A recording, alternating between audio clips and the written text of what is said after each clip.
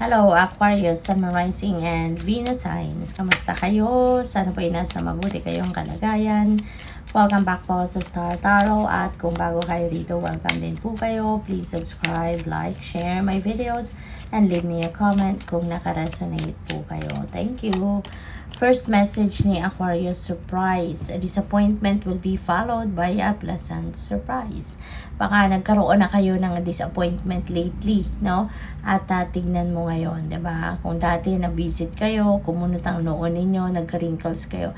Ngayon, matutuwa kayo, mapapasmile kayo because there is a pleasant surprise na ihahain sa inyo ang universe. Kaya mapapawi na yung disappointment ninyo. Ano man yung pagkabwisit na naramdaman ninyo in the past, that is going to fade away now. At there is an invitation also, no? An invitation coming your way. Maaaring ito ay baka merong gusto makipag-date sa inyo kung kayo ay single pa. Or baka merong imbitasyon sa inyo dito ng okasyon, mga selebrasyon, no? Baka may imbitahan kayo dyan and maaari na dyan ninyo din makilala or mahanap, no? Yung magiging romantic partner ninyo, no? So, good luck. We have burnout. Your hard work will see results, but your health needs to be maintained. So check in with your doctor, dentist, and health professional and try to maintain a healthy lifestyle. So, yun nga, diba? Yung sipag at tiyaga ninyo, no? Maaring yan ay nagbubunga na or magbubunga na. Makikita nyo na yung positive result, pero kailangan mong alagaan ang sarili mo, ha? Kailangan mong bumawi ngayon sa inyong katawan. Kasi sa sobrang sipag at tiyaga, maybe you've been working so hard para marating mo yung success na to, pero na-compromise naman siguro yung health ninyo. Kaya magpa-check up kayo, magpagaling kayo, at talagaan ninyo ang inyong sarili. Okay?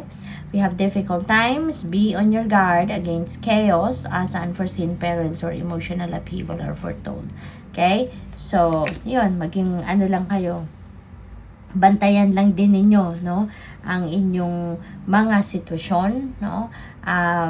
Mas magandang maging cautious sa mga sasabihin, mga things that you're going to share, information that you're going to share with other people, para maiwasan, ano, na magka-problema, para maiwasan na magkaroon ng complications, no, kumbaga, ang inyong mga sitwasyon.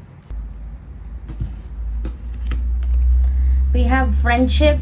A friend needs your help. Your kindness and excellent counseling skills will put them back on track.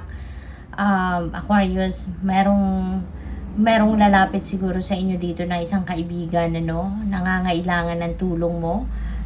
Maaring ikaw talaga yung lagi niya nilalapitan whenever he or she needs advice, no? Parang ano to parang advice ang kailangan nito sa'yo. Baka naguguluhan din siya or naguguluhan lang siya, and ikaw yung makakabigay ng enlightenment sa kanya. Ikaw yung magiging rock niya sa ngayon, ano? At baka kung anong sasabihin mo might influence his or her decision, ano? Yung ganon. So, tingnan natin kung ano pa ang mga kaganapan dito for Aquarius. Maraming salamat pala for subscribing to my channel, and if you haven't subscribed yet, subscribe na po kayo. And maraming salamat din sa mga hindi po nag-skip ng ads. Malaking tulong po yan sa akin. Thank you. At sa mga gustong mag-member po sa channel, you may just click the join button po sa baba ng video. And also, sa mga cross-watchers, hello po sa inyo and thank you for your support. So, 6 of Swords, moving on energy ito, Aquarius.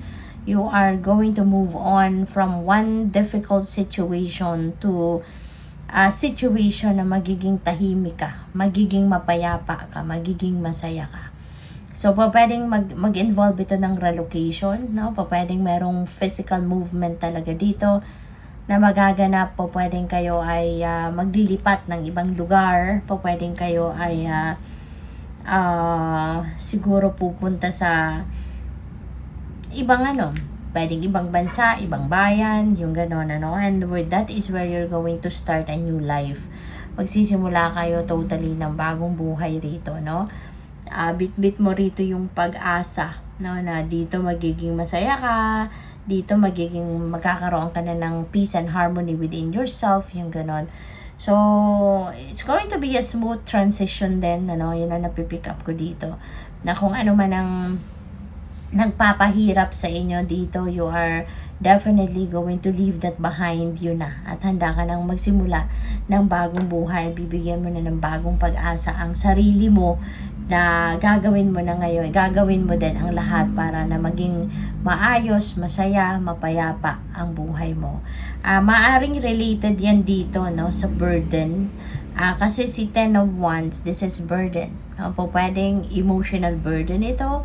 Po pwedeng burden ito sa trabaho, nahihirapan na sa trabaho, or po pwedeng sa pamilya, or po pwedeng sa relationship. So this could be in any area of life wherein nai-stress ka na, nahihirapan ka na sa sitwasyon, no? At maaring ito yung dito sa sitwasyon na to ka nagtiis, 'di ba? Nagtiis, umasa kang bubuti ang inyong sitwasyon, umasa ka for quite some time na magi-improve ang sitwasyon mo rito, but maybe never happened. Kaya maaring ito na yon, this is the turning point in your life wherein tama na, 'di ba? This is enough. This is the right time na para mag-move on na ako from this situation, no? So maaring dito kayo, ito yung sitwasyon na nagpahirap sa inyo. And we have the 10 of Pentacles. This is wealth. This is financial gain. This is about financial security and stability, financial future. Maaring ang iba sa inyo naghahanda na para dito, or baka ang iba sa inyo meron na, nakapaghanda na kayo, at patuloy lang ninyong dinadagdagan ito, patuloy nyo lang na pinapalaki pa ang mga ipon ninyo, yung ganon.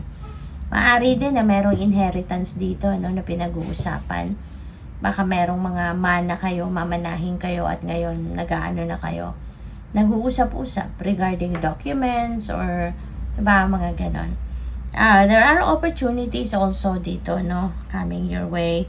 Maraming mga oportunidad ang maaaring kakatok sa inyo sa ngayon. This could be also a perfect time, diba, na pag-isipan din ninyong mabuti. Ayan. Before you make any decision, before you make a choice, pag-isipan ninyong mabuti. Follow your intuition, no? Kasi yung intuition ninyo talagang ililid kayo yan lagi sa tamang decision. Okay? Good luck po. Thank you for watching. Love and light. Namaste.